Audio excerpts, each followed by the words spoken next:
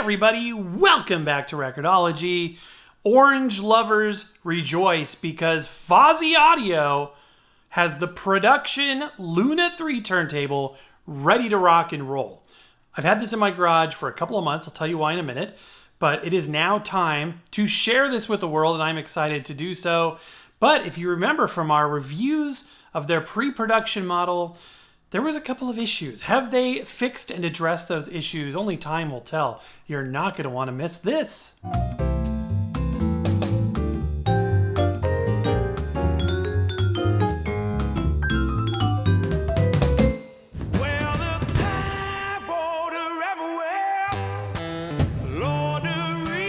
Welcome back to the studio.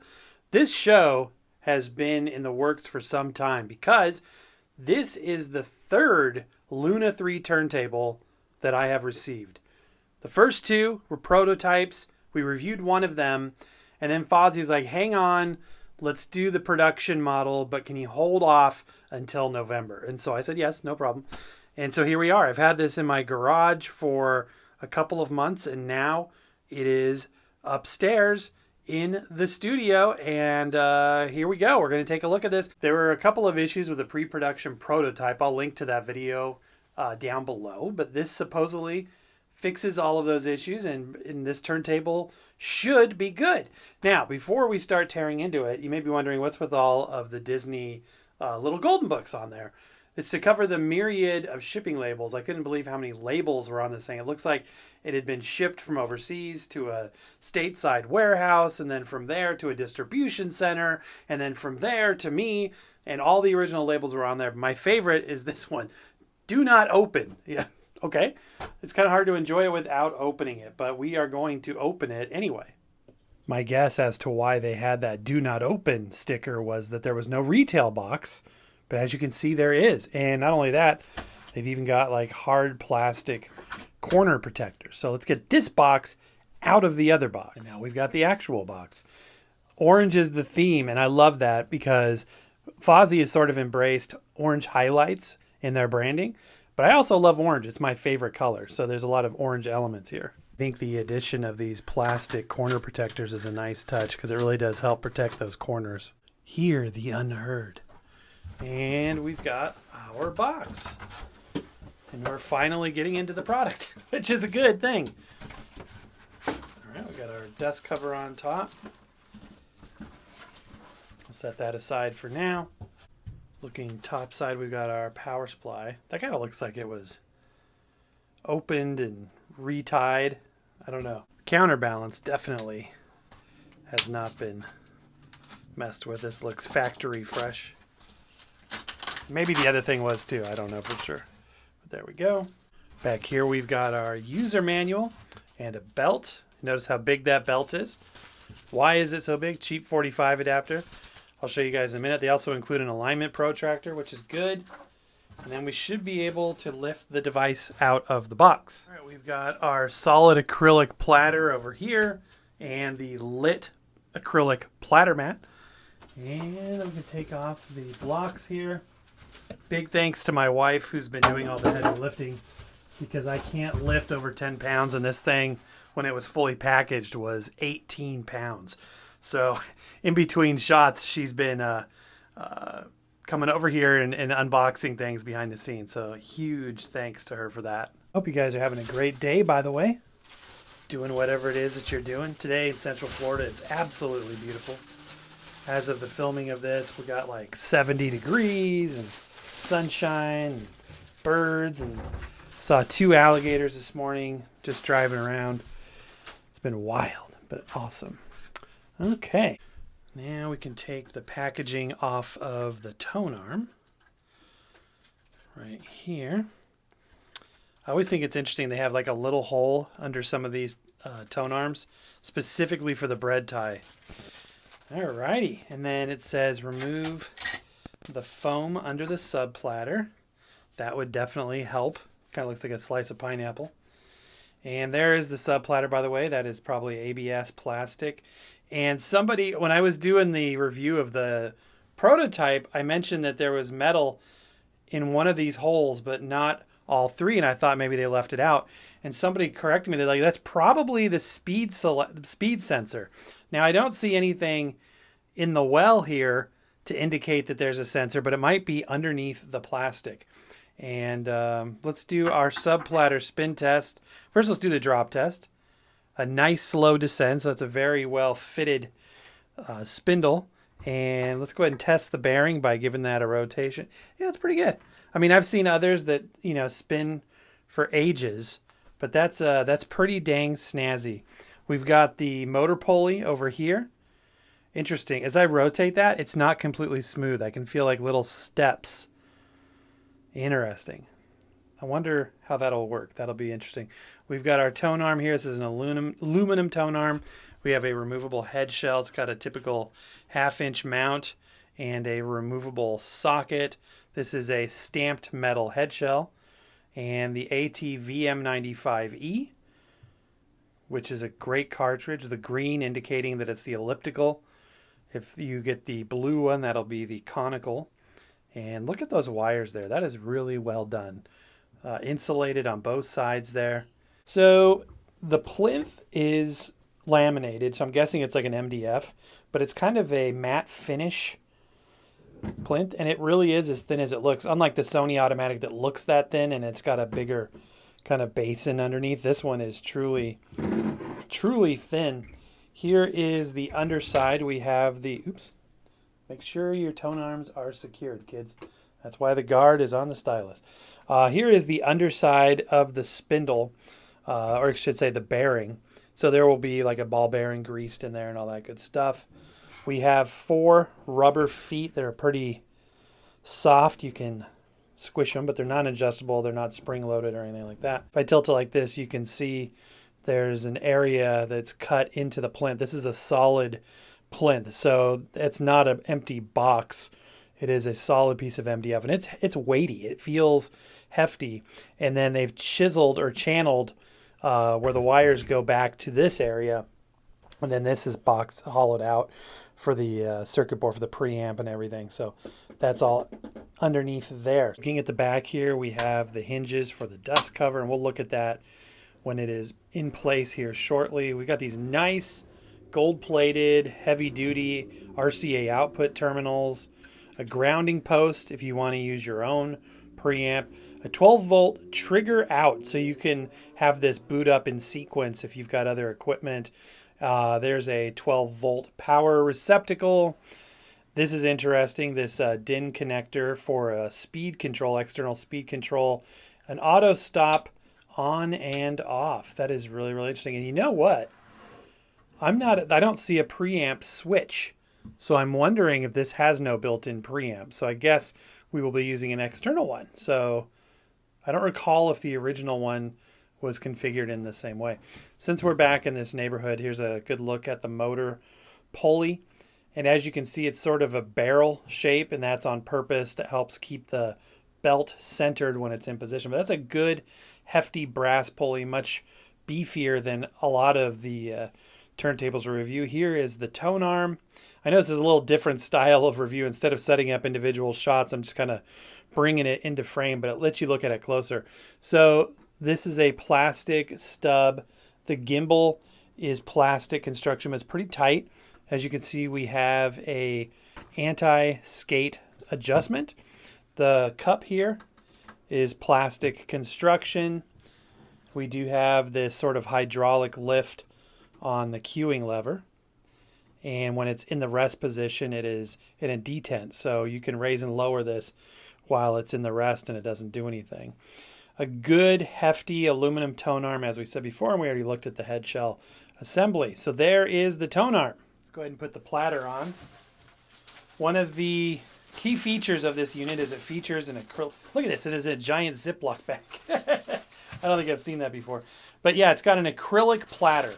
So acrylic, obviously a type of plastic, and it's heavy plastic. It's a very dense, almost like a resin type of a plastic. And this is a beautifully executed platter because it's frosted on each side and then buffed to a clear shine on the edges.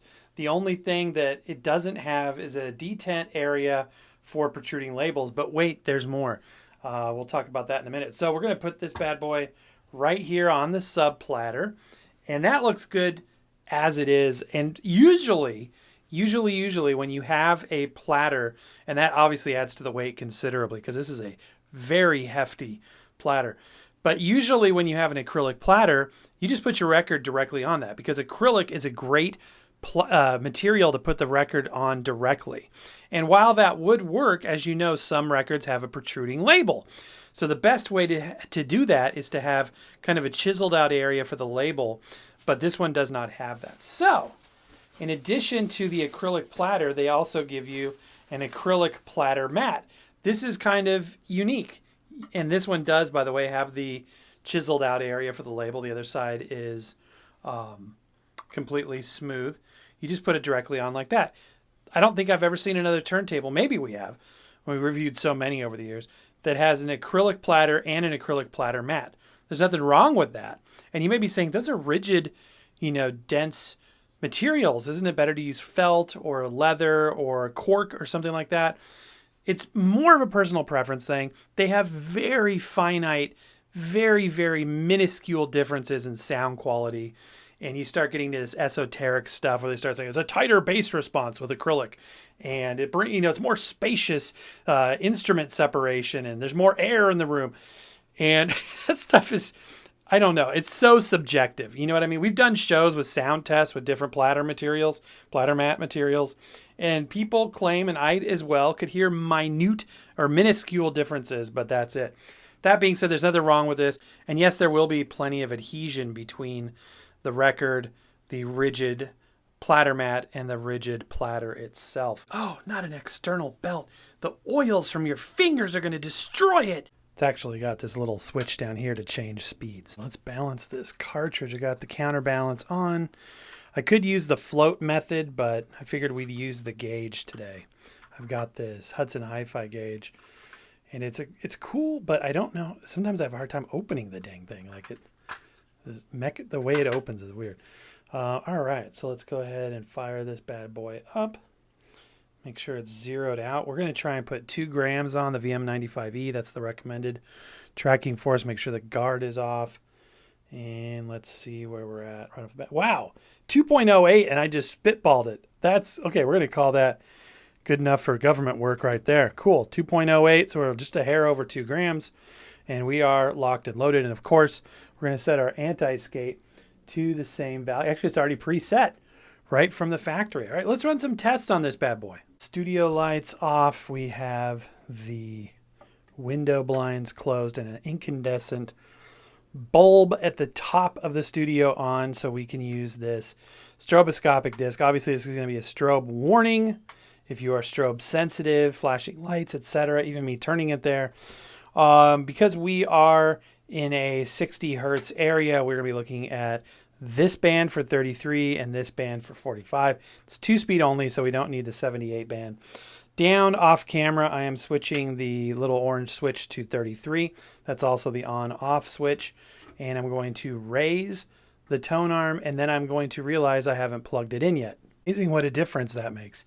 Okay, let's take a close look at the 33 RPM band. And again, it's the lower band that you see there among the inner 3. And it is pretty still.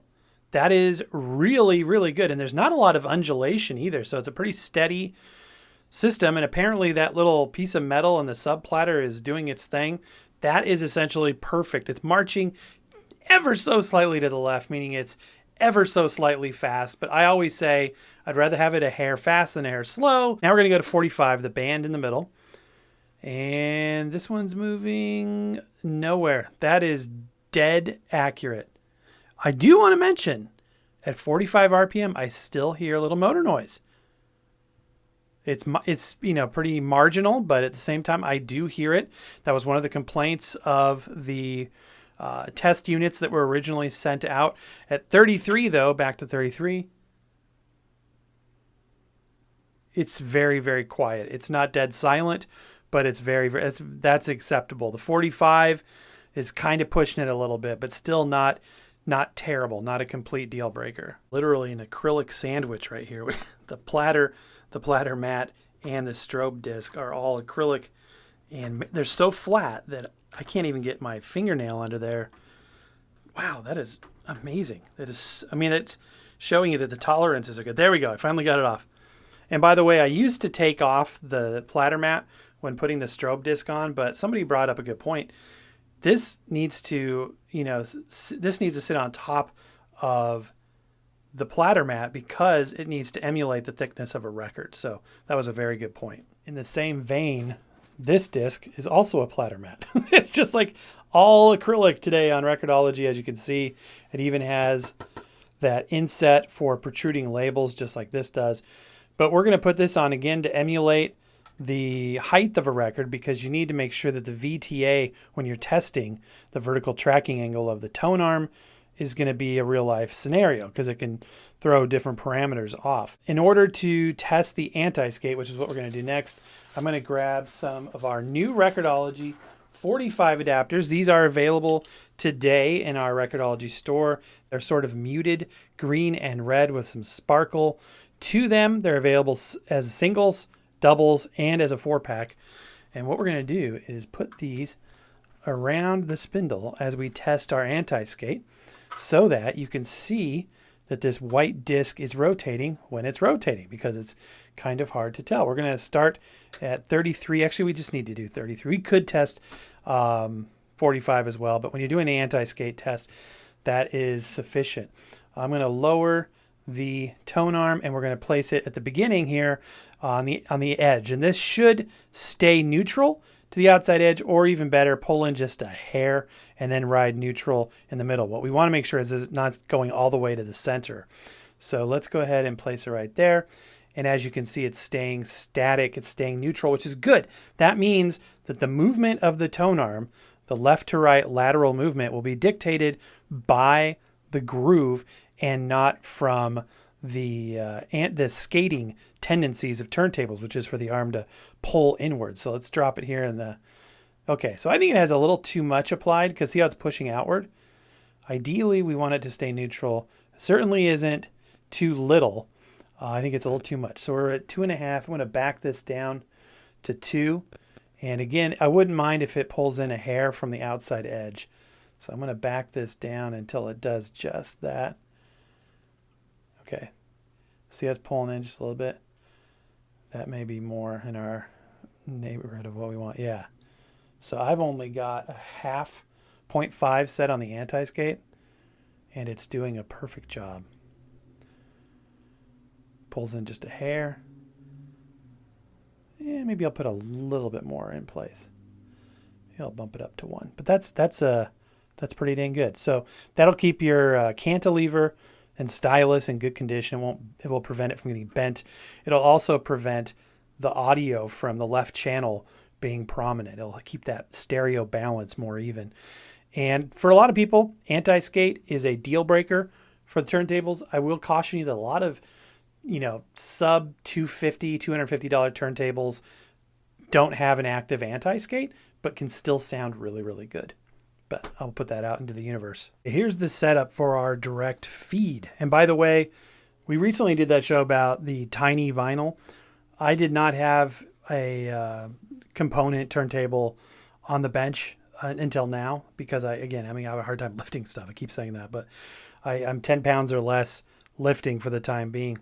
So now that we have this turntable on the bench, I'm going to also film a direct feed of that and share that with you, because I know folks wanted to hear the direct feed of those little records. So what do we got going on here? It does not have a built-in preamp, so we're using an external one. I'm using the Crosley P10. I would ideally put the FOSI Audio Box X5, which is a great solid state and matched, even has the color accents that match and everything, but it's packed away right now. I can't get to it. So we're going with the P10. It works good. It's a good preamp with no coloration whatsoever. It's very neutral. I've got a FOSI Audio. What is this? This is the SK01, I believe. This is a DAC and a headphone amplifier. We're using it as a step down from the line level that's coming out of the preamp into our Zoom H2N recorder. This will be a stereo direct feed. For music, I'm going to use Laura Ainsworth, but before I do that, we're going to listen to that Sweet Grease 45. I love it so much.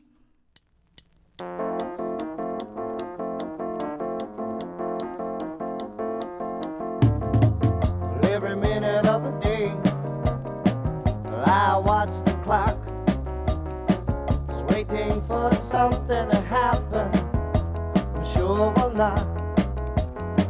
And that telephone's 3 feet off the floor.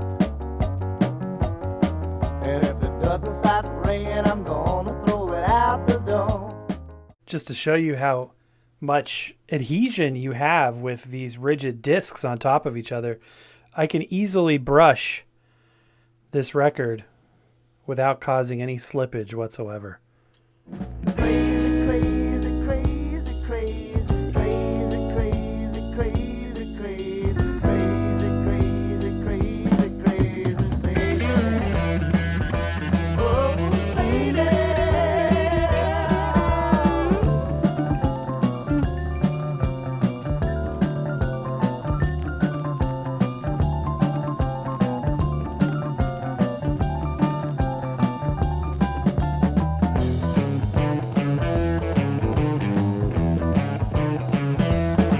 Well, crazy, crazy, Sadie, that high-fashion lady, she'll never leave you, maybe till someone comes again.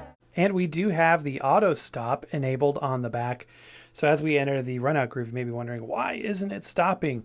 Well, it's a 3-minute, if I remember right, 90-second timer. Right, yep, 3-minute mark, and it stops. I personally prefer the instant ones. I don't really see the benefit of a delayed shutoff, but this one at least does auto stop, so you can fall asleep listening to Sweet Grease. And next up, 33 RPM is going to be Top Shelf by Laura Ainsworth, friend of the channel, who's graciously provided this record to share with you guys and to use as a test, which I'm very thankful for. So here we go, direct feed stereo sound test at 33 RPM. I know every type of love.